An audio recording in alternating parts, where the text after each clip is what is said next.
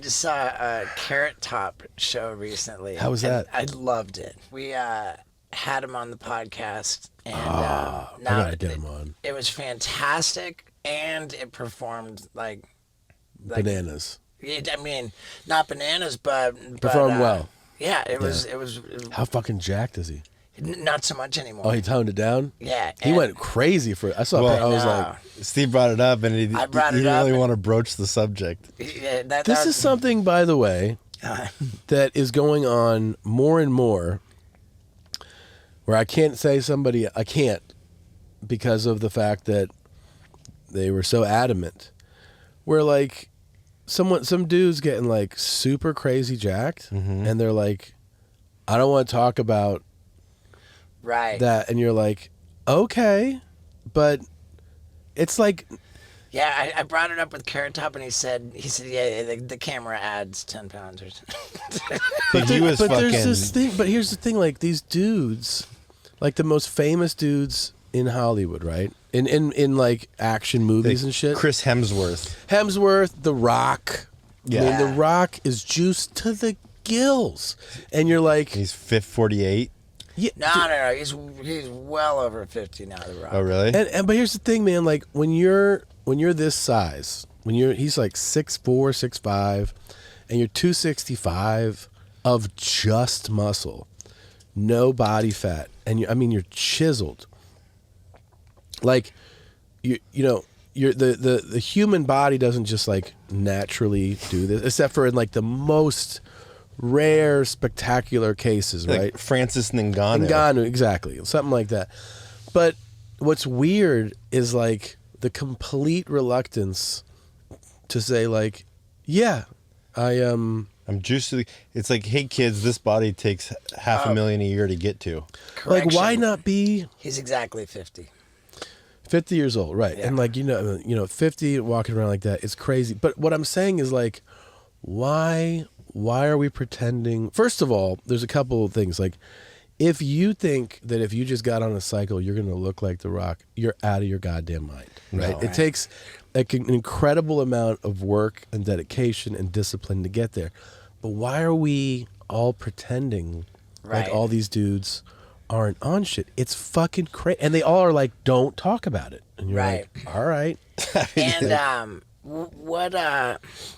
I think this came out on the Netflix show Killer Sally, which I quite enjoyed.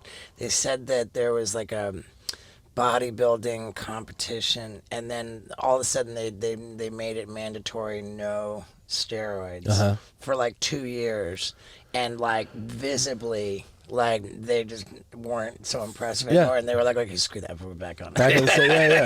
Nobody wanted to see these guys look. There's a lot of these dudes that are like, you don't talk about the fact that I'm on shit. And you're like, it was one of my favorite things when I, you know who Mark Bell is? Mark Smelly Bell. He was like, he was a world-class power lifter. Now he's like a fitness. He developed the slingshot, which is this like thing that, you can helps like bench press.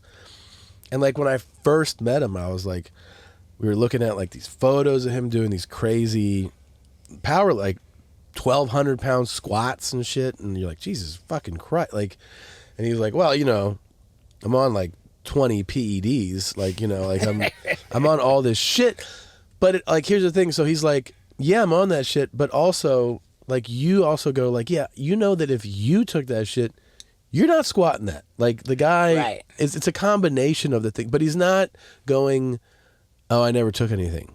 Like the people live in this fantasy of like, you own it. Yeah, like Schwarzenegger's like, yeah, we all did steroids.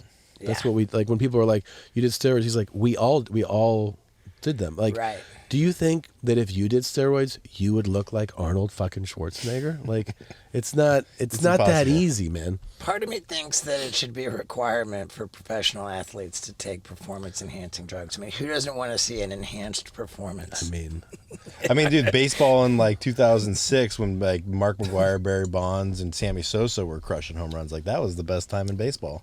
It's the only time I've ever watched baseball. Yeah, exactly. I can't stand baseball. I just want to see them fucking crash home runs. Yes. I want to see people roid rage and like break bats over their fucking head or knee, or like get pissed and throw Gatorade onto the field. And But like for instance, that's an anomaly. Bo Jackson, that's a guy that could do that shit steroid free. He's a freak of nature. he can run sideways on walls. Yeah. That's a once in a generation type of person. But everybody else is probably looking at it like, how do I do that? Steroids. That's how you do that. Dude. Yeah. Nobody's broken a bat over their knee in a long time, have they? Not that I've seen. He did that shit with ease. I know, dude. Imagine that. Just He how would do pissed you have that to with be. like, he would do it like it was a twig. He was like, damn. And just like snap a bat over his knee. Yep. Bo knows, man. Bo. Oh. I would love. And then he went and played football. Yeah. They say that he would show up to camp, right? And camp is like grueling, and it's when you think you're in shape, right? Like players will stay in shape, and then they get to camp and they're like, oh, I'm not in game shape, you know? And that Bo would show up like 3 weeks late to camp, and right out of the gate would just be blown by everything. They were like it was like he didn't even need camp. That's crazy, Yeah. dude. It's called Steve-O's Hot Sauce for Your Butthole. And if you go on Amazon and type in Steve-O's Hot Sauce for Your Butthole and order yourself a bottle, you'd be really helping me. Because right now we're ranked number 30 on all of Amazon. And if you buy a bottle, we might go up the ladder. And that would mean a lot. So please get on Amazon and buy Steve-O's Hot Sauce for Your Butthole. Yeah. Yeah, dude.